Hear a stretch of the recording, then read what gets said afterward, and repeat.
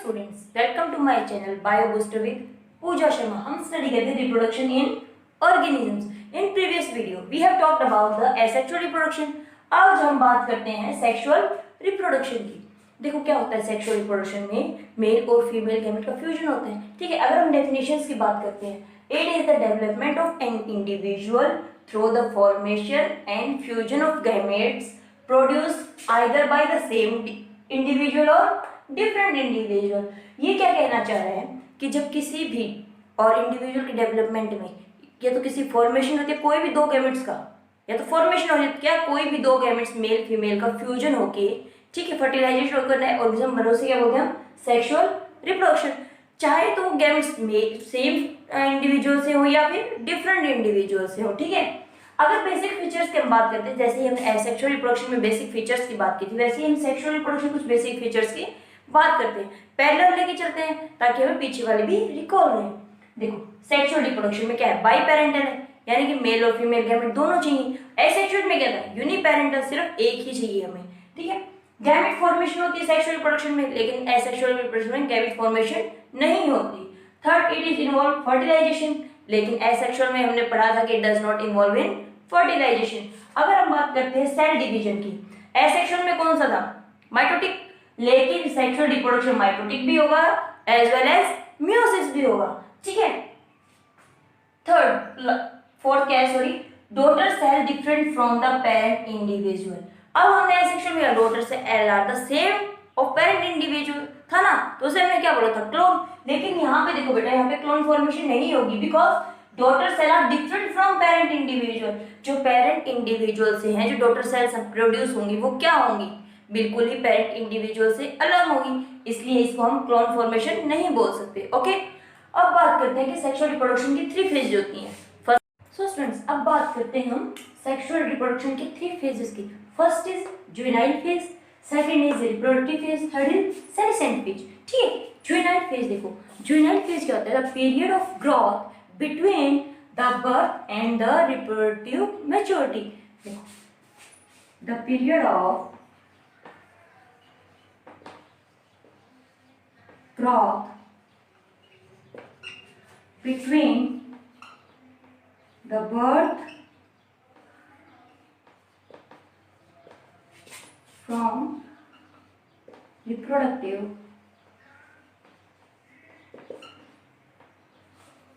maturity. Okay, देखो बेटा, ये वो पीरियड होता है जैसे यहाँ पे माना हमने कि बच्चे का बर्थ हुआ था. ठीक है, यहाँ पे क्या हुआ, बर्थ. अब यहां से लेकर यहां तक जब तक उसमें मेच्योरिटी आती है, ठीक है, मेच्योरिटी पीरियड स्टार्ट होता है, ये जो बीच का पीरियड है ये होगी हमारी जुवेनाइल फेज. ठीक है, अब एक बात और नोट करना बेटा, ये होती है किसमें, एनिमल्स में. अगर हम प्लांट्स की बात करते हैं तो प्लांट्स के अंदर ये जो फेज होती है ग्रोथ से उसकी मेच्योरिटी तक की, तो उस फेज को बोलते हैं हम क्या, वेजिटेटिव फेज.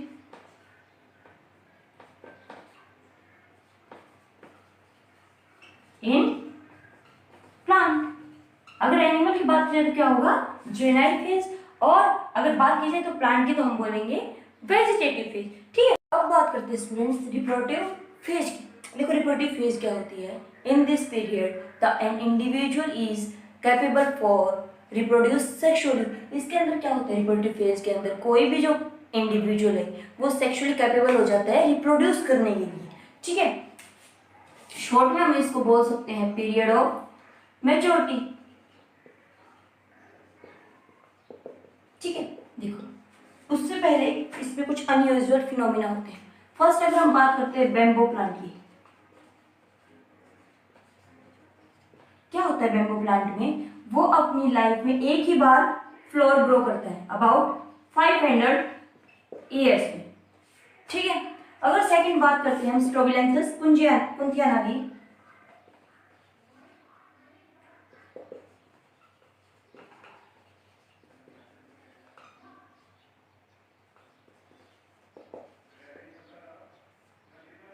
इसको नीला कुंजी बोलते हैं. ये 12 ईयर्स में एक बार अपने फ्लोर अराइज करते हैं. ठीक है, फिर बात करते हैं रिप्रोडक्टिव फेज की. रिप्रोडक्टिव फेज 2 टाइप्स के होते हैं. फर्दर अगर उसको डिवाइड किया जाए तो 2 टाइप्स में डिवाइड होते हैं. रिप्रोडक्टिव फेज को फिर फर्दर दो में डिवाइड किया गया, दैट इज मेंस्ट्रुअल साइकिल और ओस्ट्रस साइकिल। ठीक है, देखो मेंस्ट्रुअल साइकिल में क्या होता है, ये ऑकर्स होती है due to the rise and fall of hormones के लिए। अगर हम बात करें मेंस्ट्रुअल साइकिल्स किस किस में होती है, एग्जांपल लेते हैं हम, तो होती है ह्यूमंस में,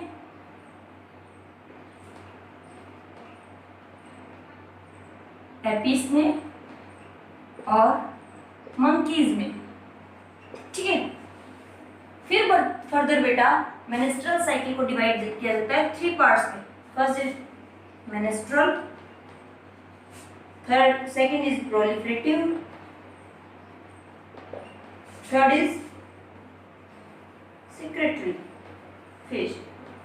ओके, देखो सबसे पहले अगर मेंस्ट्रुअल साइकिल की हम बात करें तो क्या होता है इसमें, अगर हम बात करते हैं फर्स्ट मेंस्ट्रुअल की, तो क्या होता है इसके अंदर लास्ट फ्यू डेज, क्या होता है last few days blood flow होता है बॉडी से। ठीक है, and broker endometrium is passed away during this cycle. अगर वर्ड आया हमारे पास एंड्रोमेट्रियम, ठीक है, ये पार्ट होता है फीमेल रिप्रोडक्टिव सिस्टम का। ये मेजर रोल प्ले करता है किसके अंदर, मेंस्ट्रुअल साइकिल के अंदर और प्रेगनेंसी के अंदर। ठीक है, इन दोनों में ही ये मेजर रोल प्ले करता है। अगर बात करते हैं सेकेंड इसकी मेंस्ट्रुअल साइकिल की, तो इसके अंदर female does not permit copulation. ठीक है, मेंस्ट्रुअल साइकिल के टाइम पे जो फीमेल होती है वो कोपुलेशन को परमिट नहीं करती। ठीक है, अब बात करते हैं हम सेकंड प्रोलिफरेटिव फेज की। इसके अंदर क्या होता है, इसके स्टेज के अंदर एस्ट्रोजन जो हार्मोन होता है रिलीज करता है और क्या करता है, लाइनिंग ऑफ यूट्रस की मेकिंग करता है। ठीक है, ग्रो करता है, लाइन ऑफ यूट्रस को ग्रो करता है। ठीक है, अब देखो इसके अंदर अगर एक बात की जाए सेक्रेटरी फेज की, सेक्रेटरी का क्या होगा, इसको बोलते हैं हम ल्यूटिनल फेज। ल्यूटिनल ये इसकी लास्ट फेज होती है। ठीक है, लास्ट फेज में क्या होता है, where the pituitary hormone they cause the remaining part of dominant follicle to transfer up to the into the corpus luteum which are produce progesterone। ये क्या करता है सेक्रेटरी फेज के अंदर, जो पिट्यूटरी हार्मोन सिक्रेट हो रिमेनिंग पार्ट जो बचे लाइनिंग ऑफ यूट्रस का डोमिनेंट फॉलिकल, उसको ट्रांसफर कर देता है किसमें, कॉर्पस ल्यूटियम में। किसके लिए, प्रोजेस्टेरोन को प्रोड्यूस करने के लिए। आए समझ में। बात करते हैं ओस्ट्रस साइकिल, बात करते हैं बेटा ओस्ट्रस साइकिल की। ओस्ट्रस साइकिल मोस्टली होती है नॉन प्राइमेट्स में ओकर होती है। ठीक है, फॉर एग्जाम्पल अगर हम बात करते हैं तो cow, dog, cat and sheep. ठीक है, एटसेट्रा। देखो क्या होता है, हमने पढ़ा मेंस्ट्रुअल साइकिल के अंदर लास्ट फ्यू डेज क्या होता है, ब्लड फ्लो होता है, लेकिन ओस्ट्रस साइकिल्स के अंदर ब्लड फ्लो नहीं होता और ओस्ट्रस साइकिल होती है मैक्सिमम 12 to 24 आवर्स की। ठीक है, एक चीज हमने पढ़ी कि मेंस्ट्रुअल साइकिल में फीमेल होती है डज नॉट परमिट करती कोपुलेशन को, लेकिन ओस्ट्रस साइकिल के अंदर जो फीमेल होती है वो कोपुलेशन को परमिट करती ओनली दिस पीरियड। ठीक है, ओस्ट्रस साइकिल्स के टाइम पे ही जो फीमेल होती है वो कोपुलेशन को परमिट करती है, मेंस्ट्रुअल साइकिल में उस टाइम पे परमिट नहीं करती। ठीक है, अब बात की जाए कि इसमें क्या होता है कि जो ब्रोकर एंड्रोमेट्रियम होता है वो उसके द्वारा ब्लड जो है एब्जॉर्ब कर लिया जाता है, इसकी वजह से इसमें ब्लड फ्लो नहीं हो पाता। अब देखो दोनों में in the plant and animal hormone are the responsible for this transition. अब हमने पढ़ा था कि रिप्रोडक्टिव फेज में क्या होता है, फॉल और राइज ऑफ हार्मोन होता है। वही बात इसमें बोली गई कि प्लांट और जो एनिमल्स होते हैं उनके किसके लिए रिस्पॉन्सिबल होता है, लाइफ साइकिल के अंदर, ठीक है, रिप्रोडक्टिव लाइफ साइकिल के अंदर। And the interaction between the hormone and environmental factor regulate the responsive process. जो हार्मोन है और उसके पास पास जो इन्वायरमेंटल फैक्टर है वो ही उस रिप्रोडक्टिव फेज को रेगुलेट करती है। ठीक है, आए समझ में। अब बात करते हैं हम थर्ड एंड लास्ट फेज की, वो है सेंशिएंट फेज। सेंशिएंट फेज में क्या होता है, सेंशिएंट फेज में होता है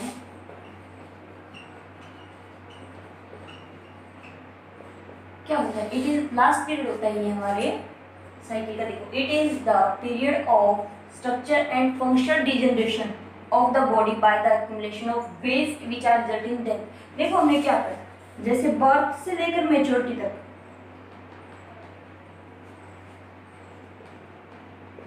कौन सा पीरियड था, जुवेनाइल फेज थी ना, और जुवेनाइल में मेच्योरिटी के स्टार्टिंग से लेकर एंड तक, ठीक है, मान लो यहाँ की एंड है मेच्योरिटी का, कौन सी फेज थी, रिप्रोडक्टिव फेज थी।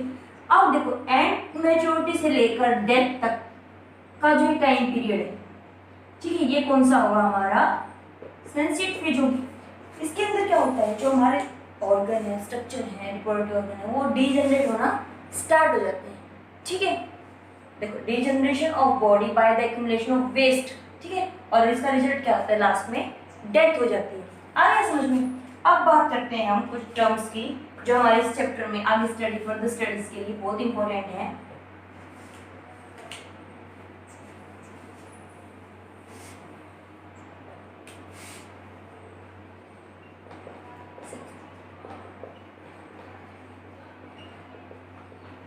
फर्स्ट है होमो थैलिक। होमो का मतलब क्या होता है, सेम। इसका मतलब क्या है, मेल और फीमेल पार्ट, ठीक है, मेल और फीमेल गैमेट बोलेंगे हम, मेल और फीमेल गैमेट बिलोंग करते हैं वो सेम प्लांट, सेम इंडिविजुअल से, यानी कि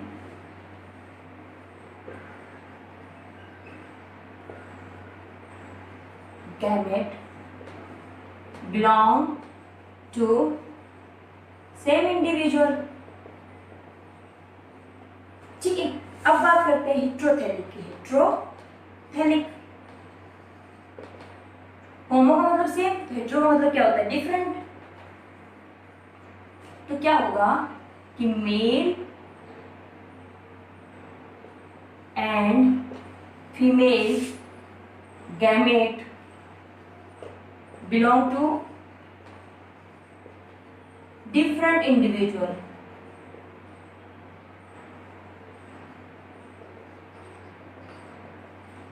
ठीक है। अब बात करते हैं, टर्म आती है हर्माफ्रोडाइट। देखो, हर्माफ्रोडाइट में क्या होता है, ये होती है बाइसेक्सुअल कंडीशन। इसमें मेल और फीमेल जो गैमेट्स होते हैं वो सेम में होता है। अगर बात की जाए प्लांट्स की, इसमें क्या होगा,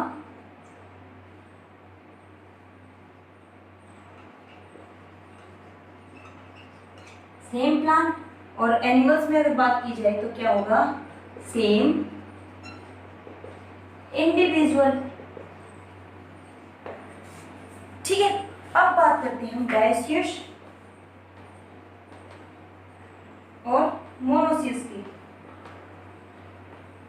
डायसियस में क्या होता है, जो फीमेल है वो डिफरेंट पार्ट्स में मिलता है। फ्लावर जो होता है, फ्लावर पिस्टल सुना है ना तुमने, एंथेरोपिस्टल, तो क्या होते हैं वो डिफरेंट फ्लावर में प्रेजेंट होते हैं, प्रेजेंट इन डिफरेंट फ्लावर। और मोनोसियस में क्या होगा, present in same flower. Okay, आया समझ में।